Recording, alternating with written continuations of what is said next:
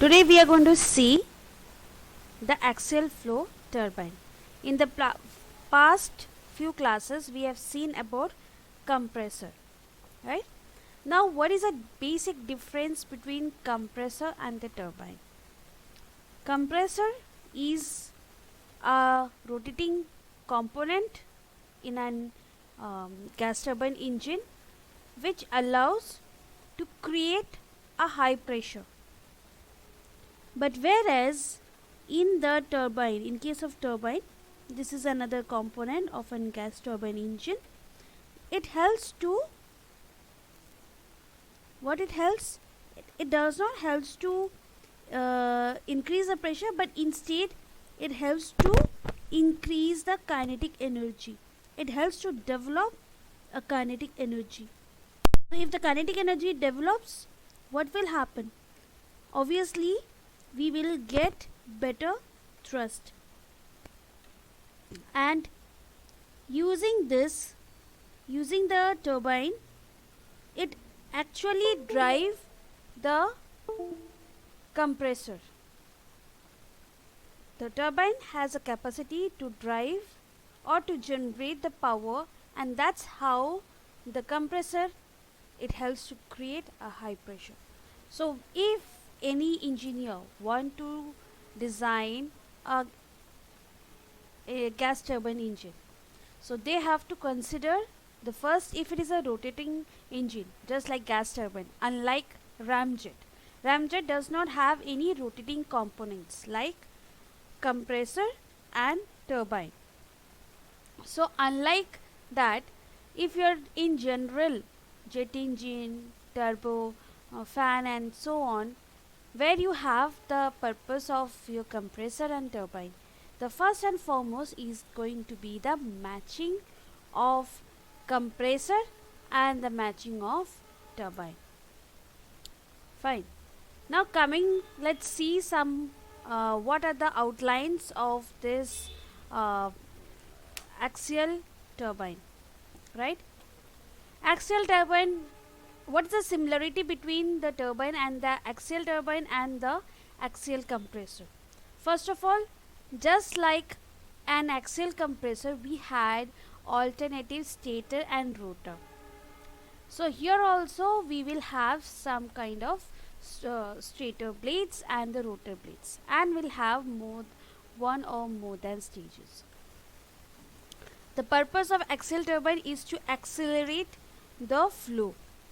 So as I've said, how a flow can be accelerated? Only by developing or generating high kinetic energy. Then next is, as I've said already, just like a axial compressor, here also we have a combination of stator and the rotor. Sometimes instead of stator they call as a nozzle. Okay, they are also called as a nozzle. Now in the rotor, the working fluid imparts its momentum on to the rotor, and that convert the kinetic energy to the power output. Okay, this is an important how it is converting. So basically it drive, as I have said, that turbine actually drive the compressor to rotate. That means it, due to this kinetic energy, it generates some power, and that power is being transformed to the compressor, and that's how the compressor is rotating. Fine.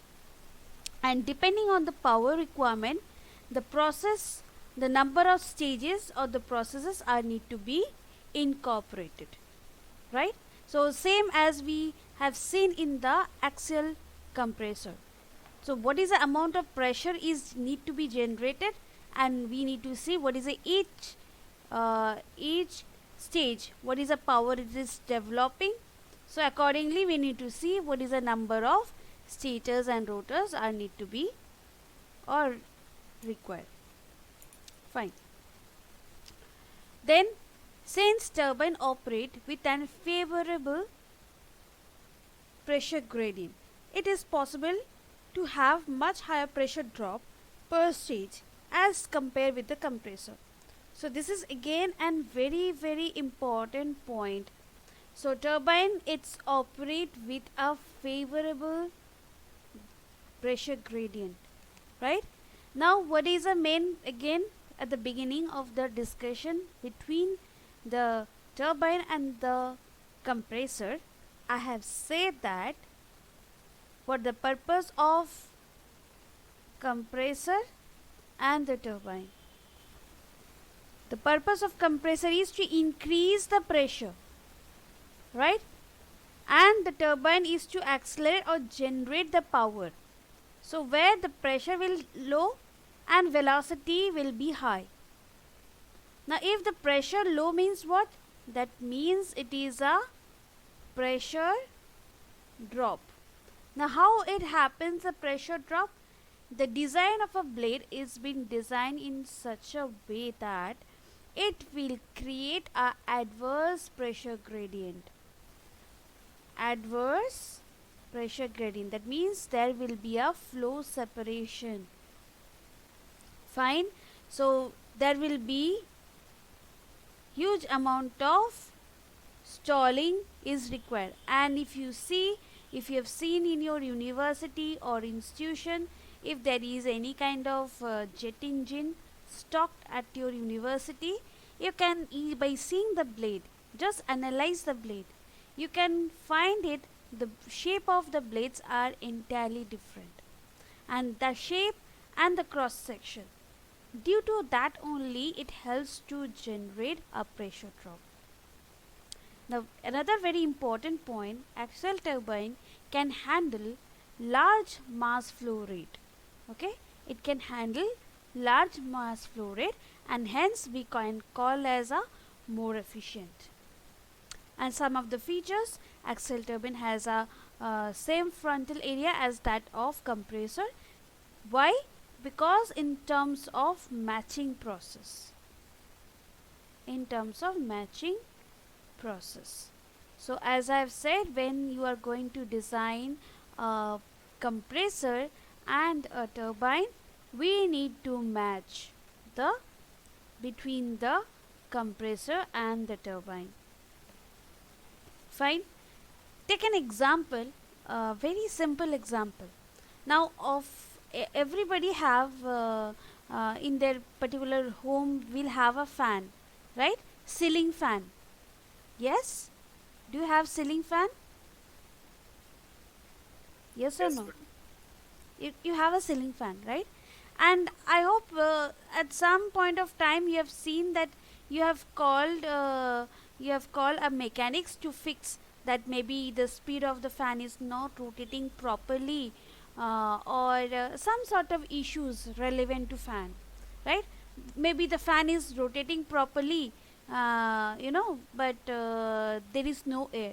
I think these are the very common problems you have faced at some point of time. Now all that things happen, there is a science behind it. So if you see, the fan is rotating in a high speed, but still you are not getting air. The reason behind because of the blade, the shape of the blade has been not satisfied the pressure zone and the suction zone. So if you twist the blade angle respect to that, you can see when you call to the mechanical any guy, so he will just do nothing. He will just twist the fan blade, and you will feel, oh, that's all he did. This is one scenario, right? So that is all about again aerodynamics, and that is a propulsion. Now sometimes you have seen he has made some changes. There will be one rod which will be connected with your fan. Now just imagine this rod and the fan is not connected properly. So when this fan will be rotating, and if their connection is not proper or maintained or balanced, it can lead to a disaster, right? So both the shaft and the power gauge with the fan need to connect properly. Same goes with the compressor and the turbine. Both need to balance it, both need to bring some equilibrium. Right? Now, here the efficiency, they said efficiency of the turbine higher than the compressor. Now this factor, how and why the efficiency of the turbine is higher than the compressor, I will come to that point later when we will discuss on the formula. I will show you some expression and you will understand how and why the efficiency of the turbines is slightly higher as compared with the compressor. Now, talking about the types of axial turbine. So basically the axial turbine can be classified in two ways. One is a impulse, second one is a reaction turbine. So simultaneously I will request all of you to note down this. Fine. So axial turbine can be classified in the form of impulse and the reaction. So impulse turbine. What is impulse turbine? The entire pressure drop takes place in the nozzle. So this nozzle is, don't get confused with this nozzle. This is just like a stator. Okay. In the stator, what happens? There is the entire pressure drop takes place in the stator. And what happens in the rotor? Rotor blades simply deflect the flow and hence have a symmetrical shape. Fine. So if they give two, okay, let's first see the definition and then we will go for this figure. Next type is a reaction type, reaction turbine. So what happens here? Pressure drop shared by rotor and the stator. Right? Now let's have a close look onto this figure. This is a nozzle, or we can say stator, and this is the rotor. This is again a stator and this is a rotor. Fine. Now what you can see over here. So as the flow comes with have some pressure, when it enters into the nozzle or the stator, the pressure falls. The pressure falls. After it moves across the rotor, there is no negotiable change, almost the constant. Almost the pressure is constant. Whatever the outlet pressure, it came out from the stator blade. Fine. This is the scenario. Now if this is a scenario, we call as an impulse turbine. Impulse turbine. Next we have, now let's have a look what happens with the with the velocity. So as, yes please. Why pressure is dropping in that region, ma'am? Pressure is dropping. So one is a factor is a shape, cross sectional. If we look at the cross section, one factor, right, and second is a factor of the shape of a blade. Two factors. Okay, right. Next is a reaction type. Reaction, if we see first, okay, I have skipped the speed in the impulse. Now as the speed at certain flow, it is increasing, it is coming into the stator. Now once it enters into the impulse, there is a stator blade. What we can see, the velocity increases. What I said, the turbine, the main purpose, it will at some point it will increase the velocity, or it will help to increase the kinetic energy. Now after it enters, again what happens? It falls. Right? Again it falls. Then let's move on to the next reaction turbine. Reaction turbine, what it says that the pressure drop is shared by both the rotor as well as stator. So this is shared by both the rotor and the stator. Fine. So what you can see here, slightly decreased and after it moved to the rotor again slightly decreased. So this is the complete pressure drop. Now looking for the speed, in the stator blade are kept in such a way that the pressure, even the pressure decreases, here the velocity will increase. But at the rotor part again what is happening, there is a fall of velocity. Okay, there is the decrease of the flow speed. So there can be a question that which among the following schematic figure represents the reaction turbine. So they will give so many things, right? So you have to choose or fix the correct one. Now, Ma'am, in previous, ma'am, the pressure and velocity are inversely, ma'am. Pressure drop, velocity will also drop. yes, but here it is velocity is dropping because of the shape of the airfoil. The shape of a airfoil are kept in such a way that it will leads, it's highly cambered. So if you see the figure of or a cross section of a compressor blade and the turbine blade, the turbine blades are highly cambered, and when the flow comes over here, it leads to stall. And you know, sorry, move to the next.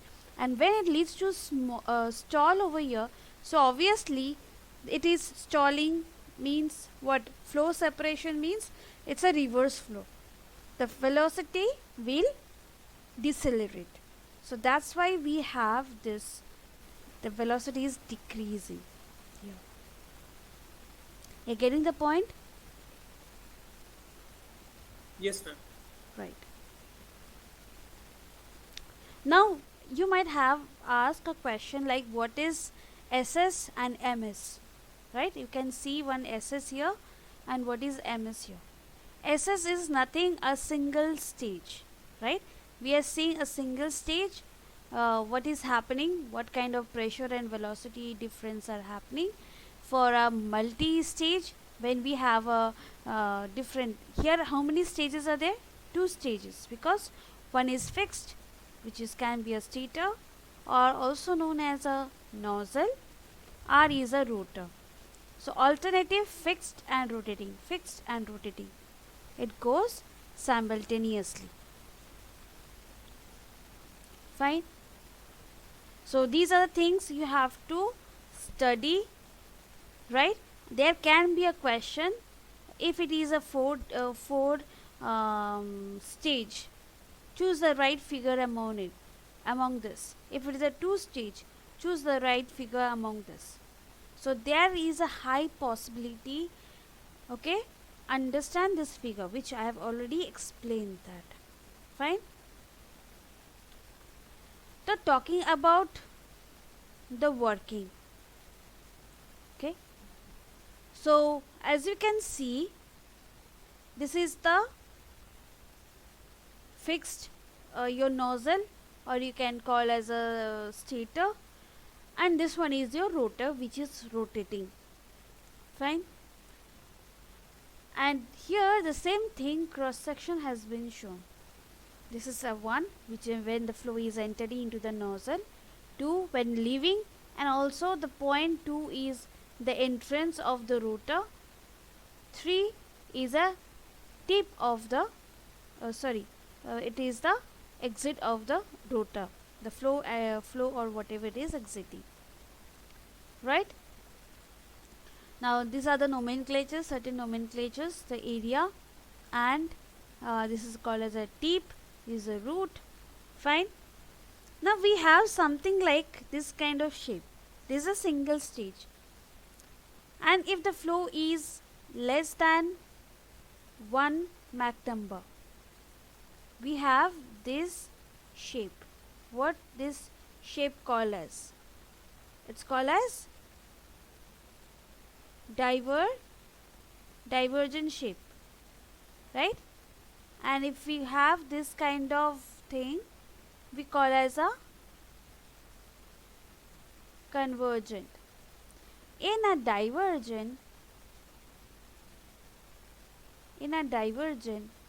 if we have Mach less than 1, a flow is accelerating inside it. What will happen at the end of this divergent section? Based on the cross section, you tell me. What will happen?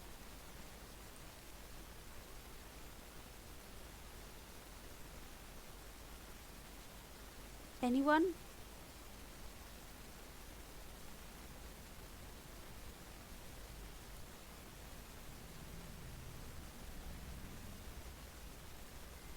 What will happen?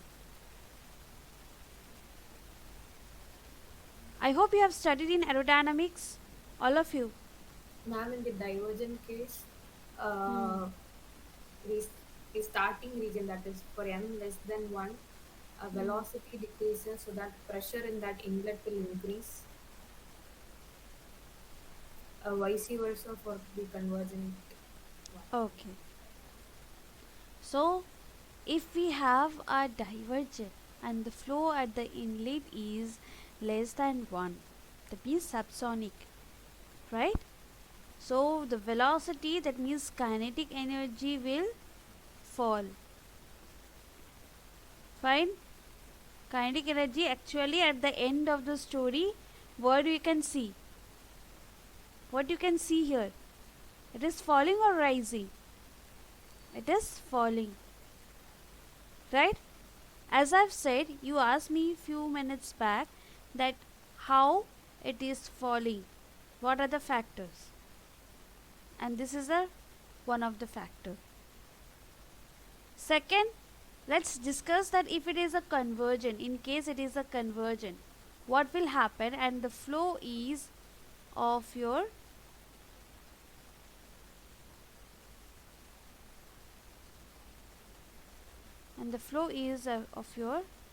less than 1 and in the convergent. Obviously, the velocity will enhance, right? Velocity will enhance that. That means it will increase the kinetic energy and there will be drop of pressure, right? So this is how the phenomena with respect to the blade shape and this cross section, the pressure drop is generated. Now let's see mathematically how this pressure are being generated, right? Now first and foremost, when the air is entering through the nozzle, or we can call as a stator, so entrance of that means there is a change or transformation of static pressure. So let's take a static pressure when it's entering inside the nozzle is 1 and leaving is the 2. In this case, what is the factor of enthalpy? Talking about stagnation enthalpy. Stagnation enthalpy, when the flow is entering and leaving, it's going to be the same. There is no change in enthalpy. Now, as we were discussing, what is going to happen for the stagnation pressure? Ideally, so in an isentropic condition, both their stagnation pressure is going to be the same. But in real case, the pressure over here is going to be the high as compared with this. So this also there can be a plotting. So if they ask across the stator, right, this is the length of the particular stator, entrance and exit. So whose stagnation pressure is going to be high? Obviously P is going to be high and drastically it will fall, right? So this is a diagram for stagnation pressure. So if this is a point, we have P01, and this is a point, we have P02. So we can say that this is a P01 and this again P02, right? So there is a fall across the stator, or we can also call as a nozzle. Now let's see what happens for in case of rotor. In case of rotor, again there will be a transformation of static pressure, right? Rotor row can be considered from the entrance, the exit of the nozzle is going to be the entrance for the rotor, and exit of the rotor is going to be the point 3. So static pressure, again what is going to happen here is going to transform from P2 to P3. Stagnation is no longer the same here. So here the stagnation, enthalpy and the pressure, these parameters are very important. So H02 is going to be the higher. That means at this particular location it's going to be the higher, right? And this H03 is going to be less as compared with that.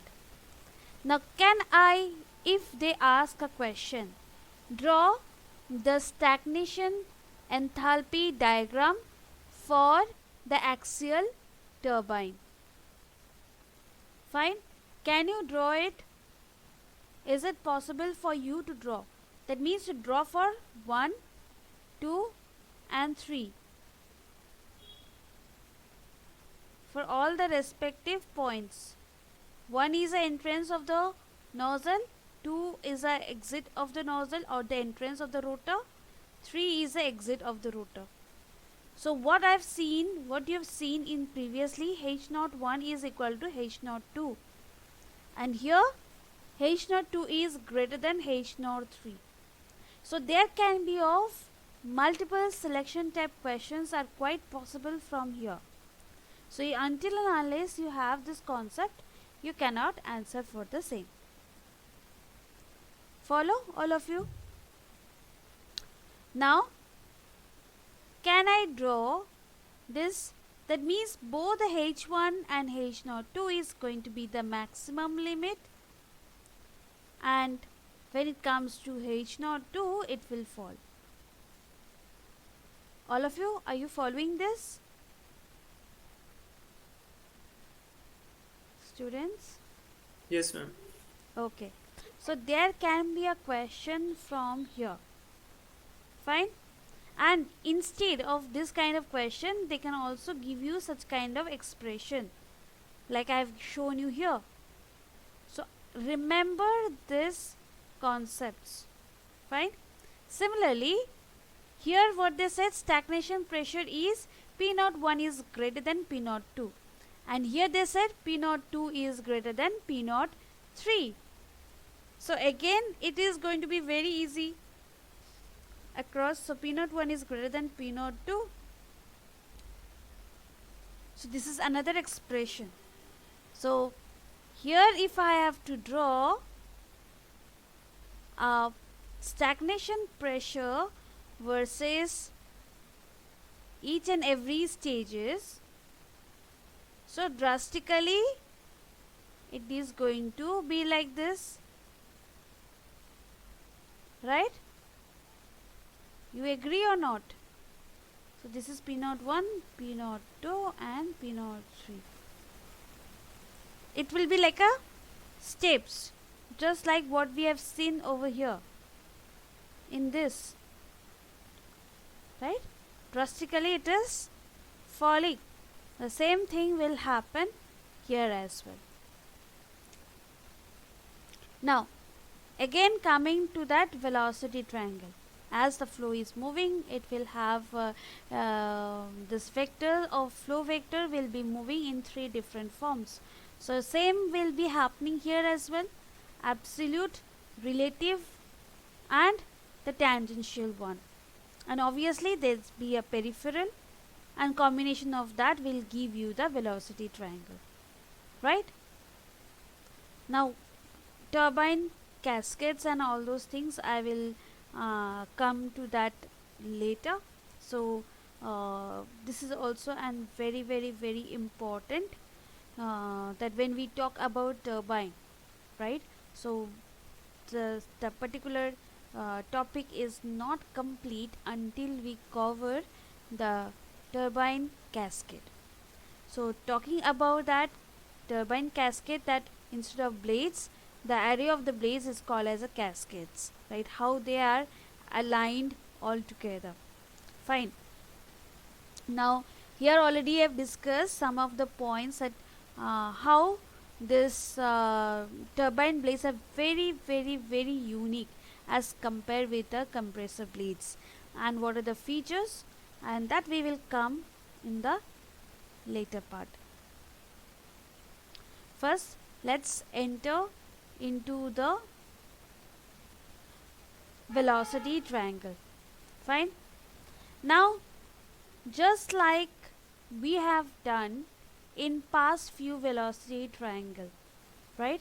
Now before getting started into the velocity diagram for an axial turbine, I will request all of you to just recall the last two velocity triangle, the ideal one.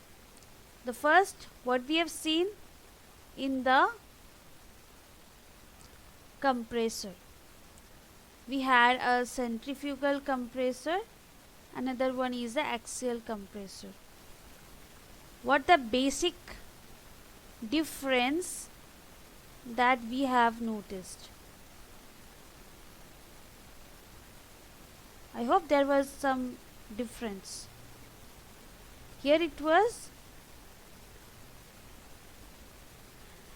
CR, right? This one will be W beta and C alpha. Yes or no? Yes, ma'am. Or we can make vice versa as well. C alpha W beta, right? And the distance between this to this was our U. Am I right? Just let me know. And same goes here as well in the axial turbine.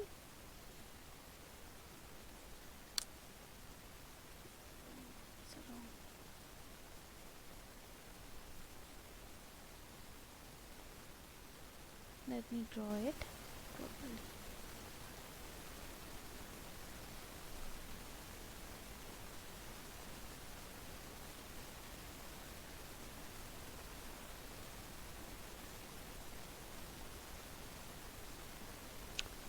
Fine. So there we have seen the angles in this way. This was a beta and it is a alpha.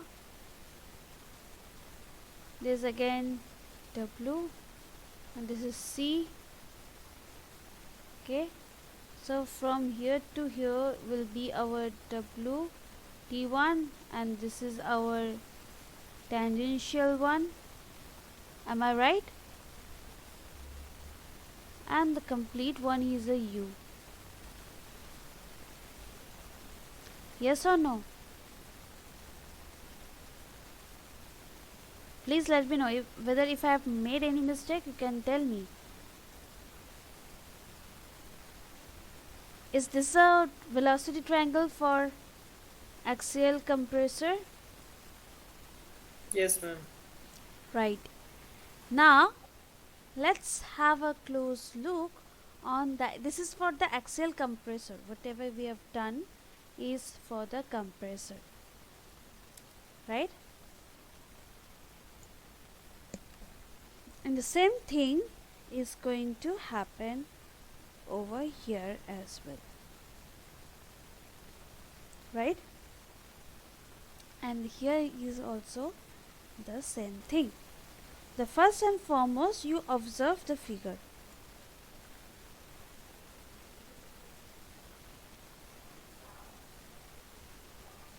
Fine.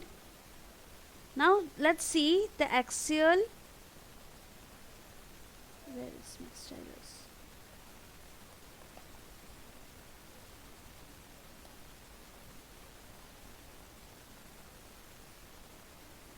Just a second. Where my stylus gone?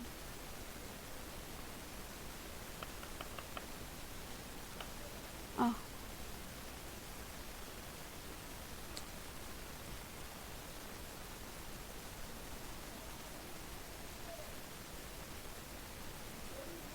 Fine. Just imagine that. Okay. Let's make it in this way. That means a point on this and this will give you U. You agree with this or not? This axial turbine, just imagine it's a paper, and this particular side, right, you're folding and transforming on this side, right? And what kind of triangular shape will you get? And that is what is your axial turbine velocity.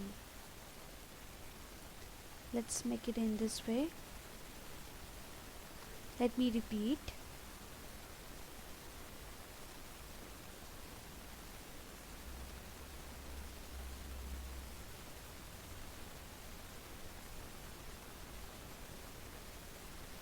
Fine. This is your beta value, W. This is your C. This is your alpha. From here to here is your U. This is your W.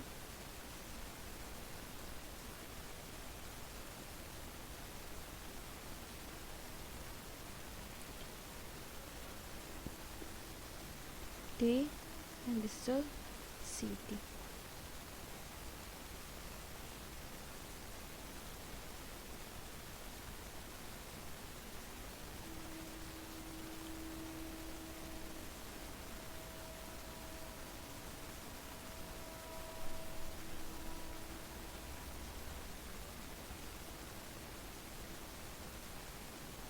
Fine. Is it okay? Now what I said, this is for the axial compressor. Now just imagine this particular thing, right? This particular zone, you are overlapping over this. So if you want to overlap that, so first draw this other half. This is C, this is alpha, this is CT. Fine. Now when you overlap this, there will be another, this CA, which is common. This angle will become beta, right? If you overlap this, then this line will become your W. Before, here to here was your CT. Now here to here will become your WT. And you know, this point to this point is always U. So that means this point to this point is your U. Are you getting the same? Just now refer over here. Yes or no? Are you getting the same? Ma'am, U is full length. So, How? U is a distance between the end of W and the U, this absolute velocity and the relative velocity. The velocity between, actually this is what it says, a velocity triangle. The combination of relative velocity, absolute velocity and the blade velocity. Sometimes blade is also called as a peripheral velocity. Inside this, these are like small like tangential velocity, this is a axial velocity, right? These are the subcomponents of this. But what is a main? Main is a relative, your blade and the absolute velocity. Got it? And U is always a between the relative and the absolute. Now this line is your relative line here, and this is your absolute. So now from this point to this point will be your U. Okay. Now one more remarkable notice that you can make over here, especially in the turbine. Here the alpha 2 is greater than beta 2, and whereas in the end of the rotor blade the beta 3 is greater than alpha 3. So just take the same thing. When we have a beaker, what is going to happen? The same concept, the same thing. If the same particular this area you are overlapping and considering the beta is more, so you have this triangle first. This is C, this is CA, this is your CT, and you're overlapping when your beta is more. This is alpha is more. Let's consider this. This is your beta, right? Now when this is beta, this will become your W, and from this CA to this W is your WT. That means from here to here it will become your WT. And what is U? U always connects between the C and the W. So this is going to be your U. Is it clear or not? See, you don't have to memorize this thing. You just remember one thing. Which one is higher? The beta 2 is higher when alpha is higher when the flow is entering into the rotor, and beta is higher when it is leaving from the rotor. If you know that, accordingly, if you know to bring the constructions, no need to memorize so hard. Now you guys tell me, any questions? Is it clear? Yes or no? Any doubt? Any question?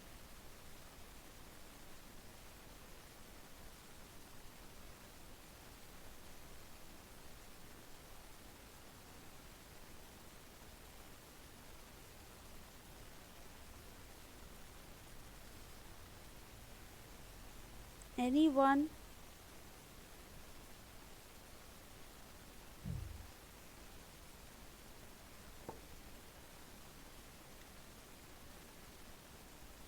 Centrifugal compressor. Okay. If there is a velocity triangle, right? Remember how the velocity triangles are formed. So velocity triangle basically formed, right? I'm telling you from the scratch. It's formed is a combination of, just a second.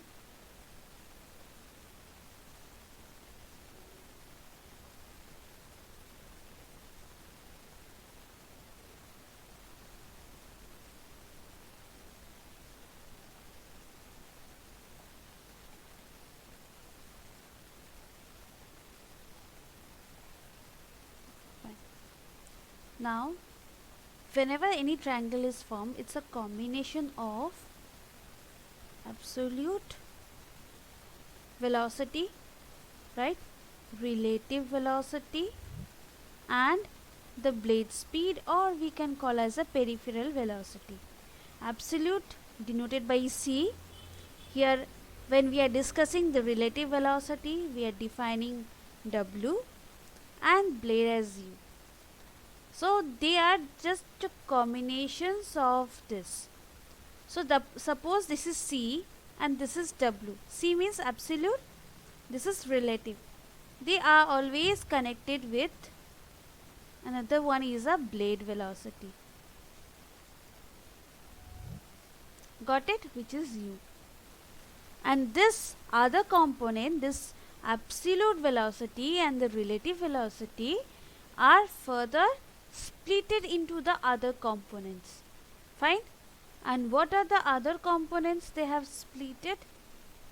One is in the form of, this is, if this is called, either called as a radial, these are just a component, okay. If it is axial compressor or the axial turbine, we call as axial velocity, or if it is a centrifugal, we'll say as a radial one. Fine. But basically this component remains same. There is another components, this one, okay, this one. This is called as a relative tangential velocity. Fine. Relative tangential velocity, which here C is there, tangential T, so C is suffix T. Got it? And this is only this much. Now we have a relative velocity. The relative velocity is again further are splitted into two. One is again the tangential one, and one is another common factor, which is between these two. This is a radial. So this one from here to here, right, it's relative tangential velocity. This is called as a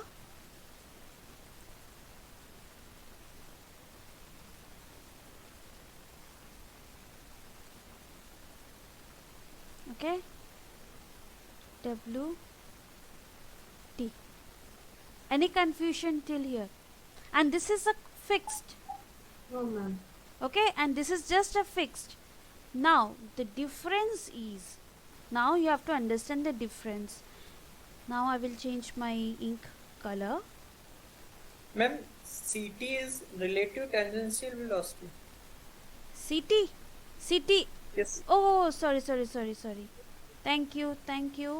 CT is absolute, right?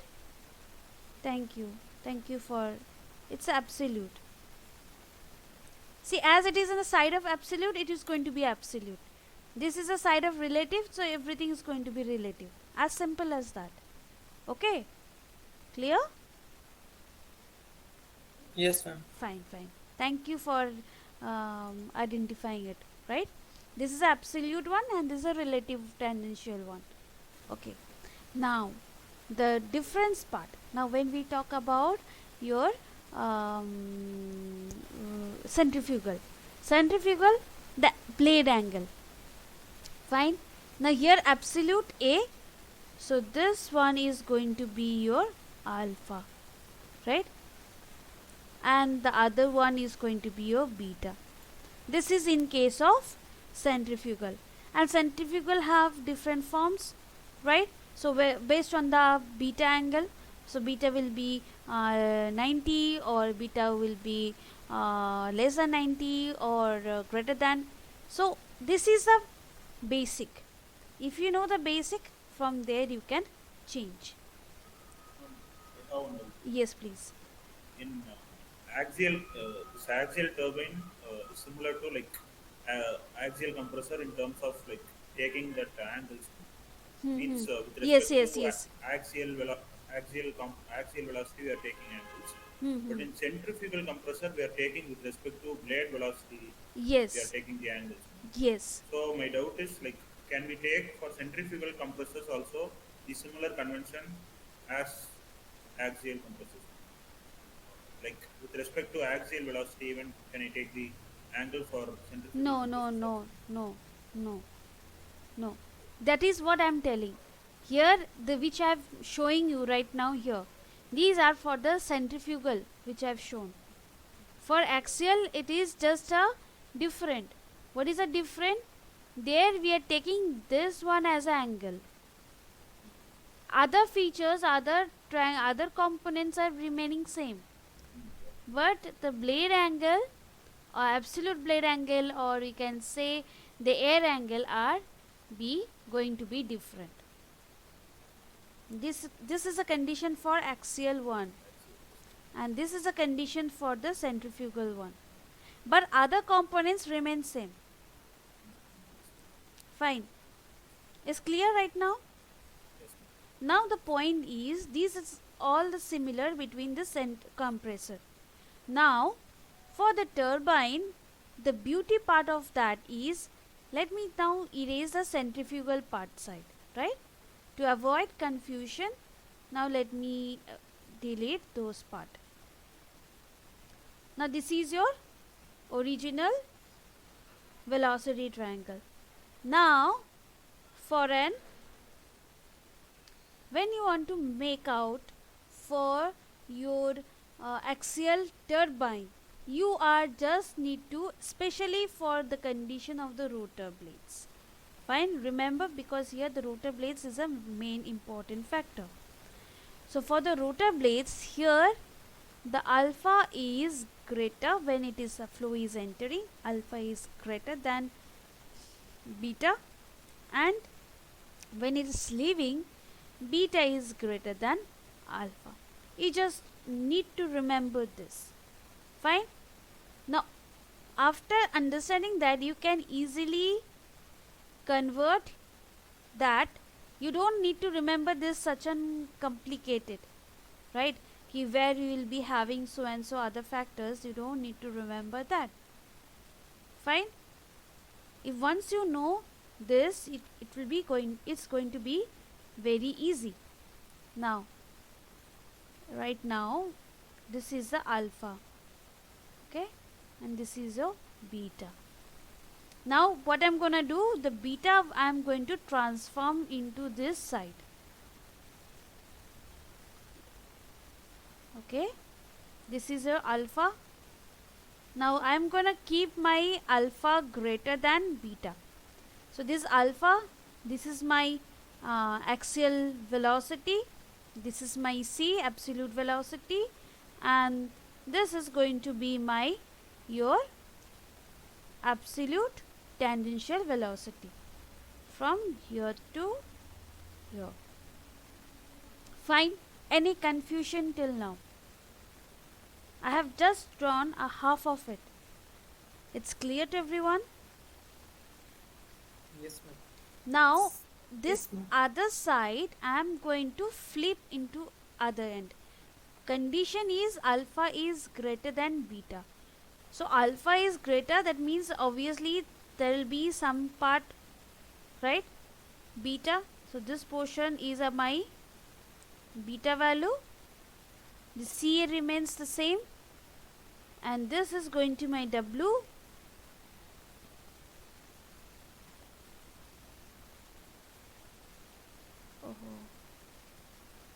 And here to here is my the relative tangential. Now what is my blade speed?